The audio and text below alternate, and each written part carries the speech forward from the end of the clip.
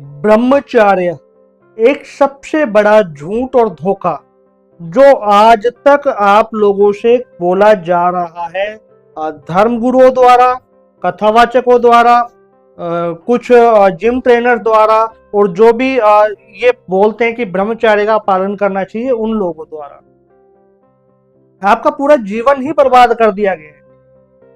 बोल बोल के ब्रह्मचर्य का पालन करो, ब्रह्मचर्य का पालन करो, अपना वीर्य बचाओ, है ना, और ऐसा करो वैसा करो, तब तुम जीवन में आगे बढ़ोगे, नहीं तो तुम अपने सर्वनाश को आमंत्रित कर रहे हो, तुम्हारा सर्वनाश निकट है। ऐसी तमाम बातें बोली जाती हैं। लेकिन आखिर ऐसा क्यों? क्या हमें ब्रह्मचर्य का पालन नहीं करना चाहिए या करना चाहिए? तो आइए जानते हैं, डिटेल में समझते हैं। इस वीडियो के आखिर तक जरूर बने रहना। आपके जितने भी डाउट हैं वो सारे क्लियर करूंगा कि ब्रह्मचर्य का पालन करना है, नहीं करना है, ये लोग झूठ क्यों बोलते हैं और हकीकत क्या है। तो बिना टाइम वेस्ट करे हम वीडियो को कंटिन्यू करते हैं। ले चलता हूं ऐसे सफर पे जहां आपको मालूम पड़ेगा कि ब्रह्मचर्य वास्तविकता में है क्या और क्यों इसका पालन नहीं करना चाहिए या क्यों करना चाहिए। इस चैनल पे पहली बार आए सब्सक्राइब कर लेना। तो देखो, जब बात करें ना ब्रह्मचर्य की कि भाई ब्रह्मचर्य का पालन करना चाहिए या नहीं, तो उससे पहले हम बात करते हैं ब्रह्म मुहूर्त की। क्योंकि ज्यादातर लोगों का ये कहना है कि ब्रह्म मुहूर्त में उठो, एक्सरसाइज करो, उसके बाद ब्रह्मचर्य का पालन करो। ब्रह्म मुहूर्त में उठो, ध्यान लगाओ, तब तुम्हारा ब्रह्मचर्य का पालन जो है वो एकदम सिस्टमेटिक चलेगा। अदरवाइज तुम ब्रह्मचर्य का पालन नियम से नहीं कर पाओगे, तुम्हारा जो वो वचन है वो टूट जाएगा। तो तुम जीवन में कुछ भी चीजों को हासिल नहीं कर पाओगे, एक अच्छे मुकाम पे नहीं पहुंच पाओगे, और यहाँ तक कि तुम अपने भगवान की भी पूजा नहीं कर पाओगे। तो ऐसी बातें बोली जाती हैं, ऐसा डराया जाता है ब्रह्मचर्य के नाम पर कि, और खासकर ब्रह्म मुहूर्त के नाम पे लोग बोलते हैं कि ब्रह्म मुहूर्त में नहीं उठोगे ना, तो जो पुण्य ब्रह्म मुहूर्त में उठने से मिलता है वो क्षीण हो जाएगा, वो तुम्हें जीवन में नहीं मिलेगा। अच्छा, अब एक बात बताओ, जो लोग रात को अपनी नाइट शिफ्ट करके आते हैं, कोई 4 बजे आ रहा है, कोई 5 बजे आ रहा है, तो इसका मतलब वो तो मर्जी चाहे जितनी पूजा पाठ कर लें, लेकिन ब्रह्म मुहूर्त में तो उठ नहीं पाते। इनफैक्ट वो ब्रह्म मुहूर्त में सोने जाते हैं, तो इसका मतलब उनके पुण्य तो कभी गिने ही नहीं जाएंगे, उनका जीवन तो है ही नहीं, वो तो बर्बाद है, वो तो खत्म है जीवन से। ये हो गया ना इसका मतलब। तो इस चीज को हमें डिटेल में समझना पड़ेगा। सबसे पहले अगर हम बात करें नॉर्थ इंडिया की, ये वीडियो मैं नॉर्थ इंडिया में बैठ के बना रहा हूँ, तो यहाँ की अगर हम बात करें तो ब्रह्म मुहूर्त शुरू होता है 4 बजे से 6 बजे के बीच में। लेकिन ये 4 से 6 के बीच का समय है कौन सा और किस जगह का? क्योंकि ब्रह्म ने तो पूरी सृष्टि रची, ठीक है, पूरी सृष्टि की रचना ही ब्रह्म है। और अगर ब्रह्म ने पूरी सृष्टि रची है, तो आप जब अमेरिका चले जाते हैं जहाँ पे 6-6, 8-8 घंटे का टाइम का अंतर हो जाता है, तो जो ब्रह्म मुहूर्त यहाँ पे है वो वहां क्यों नहीं होता? क्वेश्चन है ना। चलो अमेरिका तो फिर भी बहुत दूर हो गया, भारत के दूसरे कोने पे आप चले जाओगे, वहां भी ज्यादा नहीं तो 1 घंटे 1.5 घंटे का अंतर होगा, निश्चित होगा। और यदि इतना अंतर भी हो रहा है, 1-1.5 घंटा छोड़ो, यदि 2 मिनट का भी अंतर हो रहा है ना, तो इसका मतलब 2 मिनट पहले यहाँ ब्रह्म मुहूर्त है, वहां क्यों नहीं हो रहा? क्या वहां की जो रचना है वो ब्रह्म ने नहीं की थी या ब्रह्म ने लेट की थी? यदि लेट की थी तो ये पृथ्वी एक गोला कैसे है, इसके अलग अलग टुकड़े क्यों नहीं है? आप क्या करोगे आप? तो अब मैं आपको समझाता हूं वास्तविकता में ब्रह्म मुहूर्त है क्या। हमेशा ध्यान रखो, जब भी ब्रह्म की चर्चा छिड़ जाए, जिस समय भी ब्रह्म का ध्यान होने लगे, जिस समय भी आपकी जो चेतना है वो उच्चतम स्तर पे चली जाए, जिस समय भी आप सत्य को पहचान लो, वही ब्रह्म मुहूर्त है। उसके अलावा चाहे कितने ही मुहूर्त आ जाएं, सब व्यर्थ हैं, मिथ्या हैं, बेकार हैं। आपको एक सांत्वना देने के लिए या एक मोटिवेट करने के लिए बातें हैं बस। और वो मोटिवेशन या वो जो सांत्वना है वो कुछ समय तक रहती है, उसके बाद वो हट जाती है जीवन में। तो परमानेंट सॉल्यूशन क्या है? जब भी ब्रह्म की चर्चा छिड़ जाए, जब भी ब्रह्म की चर्चा छिड़ गई, वही ब्रह्म मुहूर्त है। जब भी आपकी चेतना उच्चतम स्तर पे चली गई, जब भी आपने निष्काम कर्म किया, जब भी आपने अपनी परेशानी ना देख के किसी जीव की सेवा की, वही ब्रह्म मुहूर्त था या ब्रह्म मुहूर्त है। तो वो लोग बिल्कुल परेशान ना हो जो रात को नौकरी करके आते हैं, अपने काम से आते हैं और सुबह सोते हैं कि भैया अब हमें पुण्य नहीं मिलेगा। ऐसा नहीं है। यदि आप ब्रह्म की चर्चा करते हैं, यदि आप निष्काम कर्म करते हैं, तो यकीन मानो मेरे दोस्त, आपसे ज्यादा पुण्य अर्जित करने वाला कोई नहीं है। और जो केवल ब्रह्म मुहूर्त पे उठते हैं और उनके दिमाग में भौतिक जगत की चीजें चलती रहती हैं और वो 10 तरह की बातें सोचते रहते हैं, वो उनके दिमाग में कोई ब्रह्म की चर्चा नहीं है। वो चाहे किसी भी मुहूर्त में उठ जाए, चाहे ब्रह्म मुहूर्त में उठे, चाहे किसी भी अमृत वेला में उठे, किसी भी समय में उठे, उनका जीवन नरक ही रहने वाला है।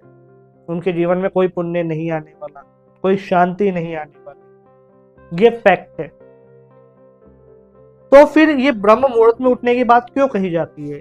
ये उन लोगों के लिए कही जाती है जिनका टाइम जो रूटीन है ना वो सही है, जो उठ सकते हैं, जो उठ सकते हैं उठे। बिकॉज जब आप ऐसे समय पे उठते हो 4 से 6 के बीच में या 3 से 6 के बीच में, तो उस समय ज्यादा पब्लिक नहीं उठी होती, ज्यादा लोग उठे नहीं होते। तो वो 2 घंटे 3 घंटे आप अपने खुद के लिए निकाल सकते हो। जीवन में एक वो समय ऐसा होता है जब आप उस अनंत ब्रह्मांड के रचयिता के बारे में विचार कर सकते हो। वो एक समय ऐसा होता है जब आप अंदर से शांति का अनुभव कर सकते हो। वो एक समय ऐसा होता है जब आप अपने शरीर को स्वस्थ रख सकते हो। इसलिए कहा जाता है कि ऐसे समय पे उठो, उठ के एक्सरसाइज करो, वर्कआउट करो, ताकि आपकी फिजिकली बॉडी फिट रहे। ये था ब्रह्म मुहूर्त का वास्तविक अर्थ।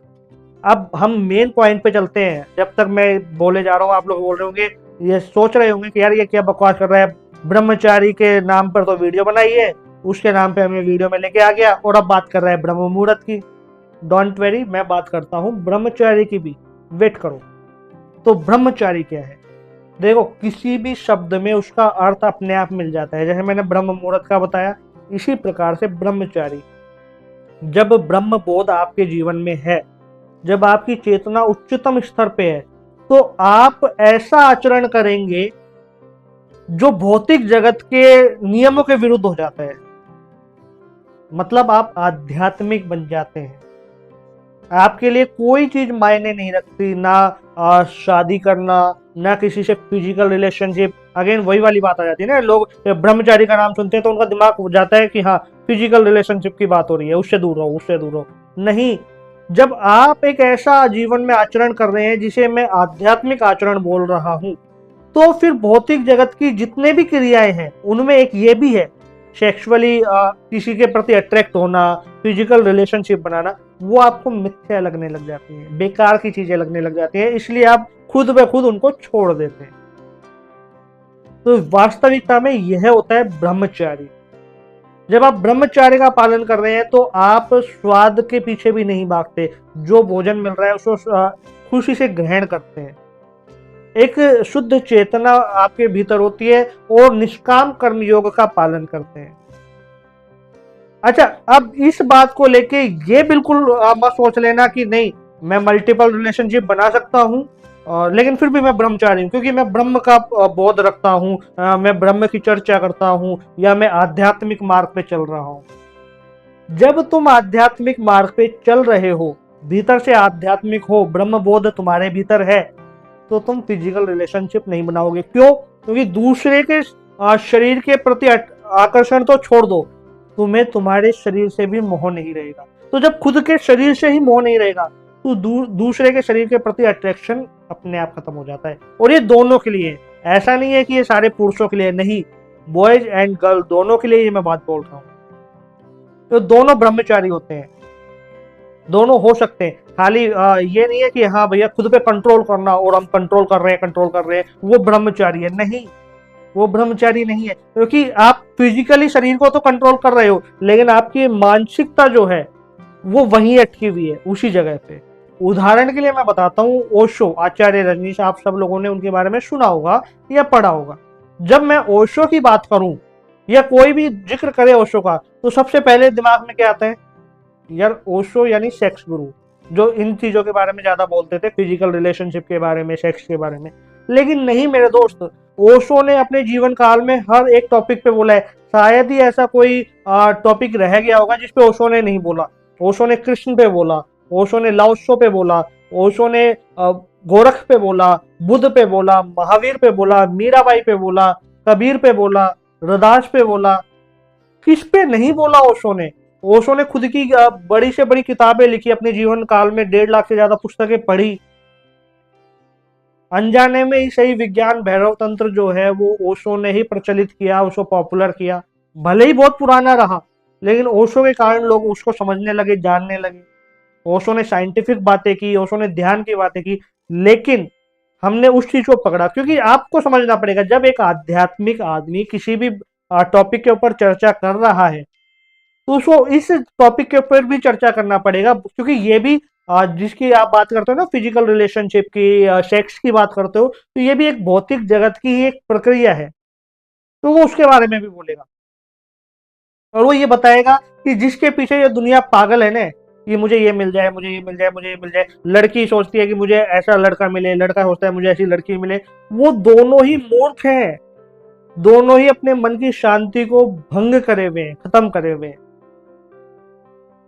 इसलिए उसको ये चीज बोलनी पड़ती है। आज आप लोग ये मेरी वीडियो देख रहे हो और ज्यादातर लोगों के दिमाग में सिर्फ एक ही टॉपिक आया होगा इस वीडियो को देखने से पहले, जब आपने थंबनेल देखा होगा कि यार हो सकता है कि कुछ ऐसा हमें इस वीडियो में मिल जाए जो हमारे अहंकार को एक सांत्वना दे दे, एक सपोर्ट दे दे कि नहीं, जो हम कर रहे हैं वो सही है। आई नो ऐसा हुआ होगा, ज्यादातर लोगों के साथ हुआ होगा, लेकिन मेरे दोस्त मैं आपको बताऊं, जब आप ब्रह्मचार्य की बात करते हो तो अपने दिमाग को गलत जगह मत ले जाया करो। ब्रह्मचार्य का मतलब होता है ब्रह्म के नियमों में या ब्रह्म बोध में आध्यात्मिक आचरण करने वाला ब्रह्मचारी है। निष्काम कर्म करने वाला ब्रह्मचारी है, जो अपनी परवाह ना करके किसी बेजुबान जानवर को सहायता प्रदान करने वाला ब्रह्मचारी है। जो अपने महत्वपूर्ण समय को खुद के लिए, जैसे मान लो कोई आदमी ऑफिस जा रहा है और उसको 10 बजे पहुंचना ही पहुंचना है, पहुंचना ही पहुंचना है, और उसने रास्ते में देखा कि कोई पशु है जो पीड़ित है, वो अपने उस समय को बचाकर या वहां पर ठहर कर उस जीव की यदि सहायता कर रहा है, वो ब्रह्मचारी है, जो निष्काम कर्म। क्योंकि वो जीव उसको कुछ नहीं दे सकता। ऑफिस का जो बॉस बैठा है वो तो उसको सैलरी देगा, काम करवाएगा, है ना, 8-8 10-10 घंटे काम कराएगा, सैलरी देगा। तो वो चीज एक अलग है, वो तो आप अपने स्वार्थ के लिए या अपने जीवन यापन के लिए कर रहे हैं। मैं ऐसा नहीं कह रहा हर व्यक्ति स्वार्थ के लिए कर रहा है, कोई अपने जीवन यापन के लिए भी कर रहा है। लेकिन यदि आप अपना समय बचाकर उस जीव के लिए आप खड़े हैं, उस पशु की आप सहायता कर रहे हैं, वही तो ब्रह्मचारी है। और जिस क्षण आप कर रहे हैं वो है ब्रह्म मुहूर्त है। तो मैं आशा कर रहा हूं आपको समझ में आ रहा होगा कि ब्रह्म मुहूर्त क्या होता है, ब्रह्मचारी क्या होता है। अच्छा, अब जब मैं ये बात कर रहा हूं तो लोगों के मन में एक डाउट जरूर आया होगा, तो क्या हमें वर्कआउट और फिजिकल एक्सरसाइज नहीं करनी चाहिए? क्योंकि जैसा मैंने स्टार्टिंग में बोला, जिम ट्रेनर भी बोलते हैं ब्रह्मचारी ब्रह्मचारी। तो देखो, बिल्कुल करनी चाहिए, निश्चित। क्योंकि अगर आपको भौतिक संसार में अपना जीवन जीना है और निष्काम कर्म भी करना है, क्योंकि निष्काम कर्म करने के लिए भी, किसी की सहायता करने के लिए भी आपको फिजिकली फिट होना जरूरी है। तो अगर आपको फिजिकली फिट रहना है तो वर्कआउट करना बहुत ज्यादा जरूरी है, बॉडी को मेंटेन करना बहुत ज्यादा जरूरी है। जब आपकी बॉडी मेंटेन रहेगी, आप वर्कआउट करेंगे, है ना, तो आप अंदर से एनर्जेटिक रहेंगे, आप अच्छे काम करने के लिए एकदम प्रोत्साहित रहेंगे जीवन में। तो निश्चित रूप से आपको अपने जीवन में वर्कआउट, फिजिकली आपको फिट रहना बहुत जरूरी है। लेकिन जब बात आध्यात्म की आए, आत्मा के अध्ययन की आए, तो वास्तविक अर्थ यही होता है ब्रह्मचारी का या ब्रह्म मुहूर्त का। और मैं फिर एक बात बोलना चाहूंगा लास्ट में, जब आप ब्रह्मचर्य का पालन कर रहे होते हैं ना वास्तविकता में, तो ये जितने भी क्रियाकलाप है ना, ये आपको मिथ्या लगने लग जाते हैं। आपको लगता है यार बेकार की चीज है, मैं इनके लिए हूं ही नहीं। वो दोनों के लिए बोल रहा हूं मैं। अगर कोई लड़की है जो ब्रह्मचर्य का पालन कर रही है, वो किसी के प्रति अट्रैक्ट नहीं होगी। उसे ये लगेगा कि शरीर ही तो है जो नष्ट हो जाना है, जो राख हो जाना है। लड़का है वो भी ये सोचेगा शरीर ही तो है जो नष्ट हो जाना है, राख हो जाना है। फिर कैसा अट्रैक्शन, और क्यों है ये अट्रैक्शन? और यदि ये अट्रैक्शन है तो ना मैं आध्यात्मिक नैतिकता का पालन कर रहा हूँ, ना मैं ब्रह्मचर्य का पालन कर रहा हूँ, और ना मैं ब्रह्म मुहूर्त को सही तरीके से जानता हूँ। और यदि जानते हो तो किसी के प्रति अट्रैक्शन नहीं होगा, निष्काम कर्म करोगे। इस वीडियो में इतना ही।